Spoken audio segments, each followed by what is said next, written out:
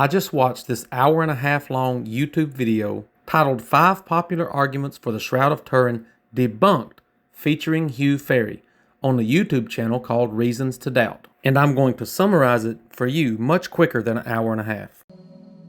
What's up, skeptics? Welcome to another episode of Reason to Doubt, your source for all things skeptical. I am Jordan with Jared, and today we are joined by Hugh Ferry, shroud skeptic extraordinaire, all the way from the UK. But before we get into that, Hugh, why don't you briefly tell everybody who you are and why you got into looking into the shroud? Right. Well, I've been a school science teacher for about 40 years, but at the same time, I also taught quite a lot of medieval history, and perhaps relevantly, I taught at a Catholic school for all that time. And so, combining science, history, and Catholicism, I got to know about the shroud quite early on. I became a member of the British Society for the Turin Shroud, and I was following Ian Wilson's books, convinced that it was genuine. For about 20 years. And eventually, in trying to defend the shroud's authenticity, I realized that more and more and more of the evidence that I produced was, in fact, very, very weak indeed. And the more I read the primary source documents about it, the less convinced I was. And we're going to discover quite a lot about that when we look at these apparently incontrovertible things like the flagrum, the hand wound, the AB blood, and the pollen, which you mentioned in the subjects that we might begin to talk about. So I then did a huge amount of work on that, began to publish some papers on academia.edu.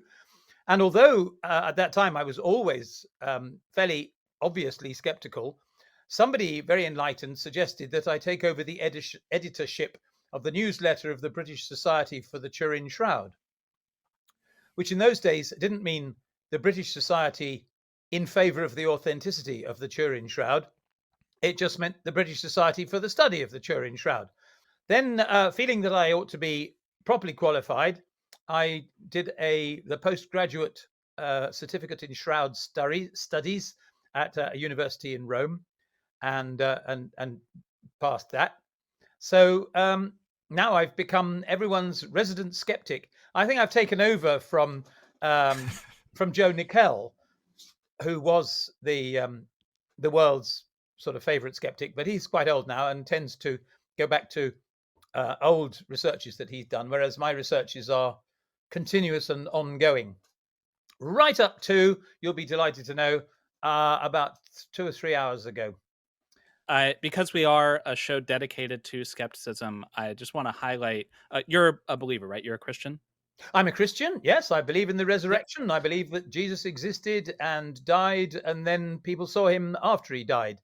I would point out that I'm a Catholic. And so we clearly have a qualified expert who has looked at all the research in depth and determined that the Shroud of Turin is not authentic. The first thing he debunks in this video is that the back wounds reflected on the Shroud of Turin would be caused by a Roman flagrum. You can see the trigger warnings in the timestamps because he shows images of people who whipped themselves with these flagrums, and the wounds on the Shroud of Turin do not match what you would see if someone was actually whipped with a flagrum. The second argument he debunks is that people claim that the Shroud of Turin actually shows the nail wounds in the wrist instead of the hand, which demonstrates some knowledge they didn't have in the Middle Ages. But he demonstrates that the nails on the Turin are actually in the hand and not in the wrist. Third, he debunks the blood type argument.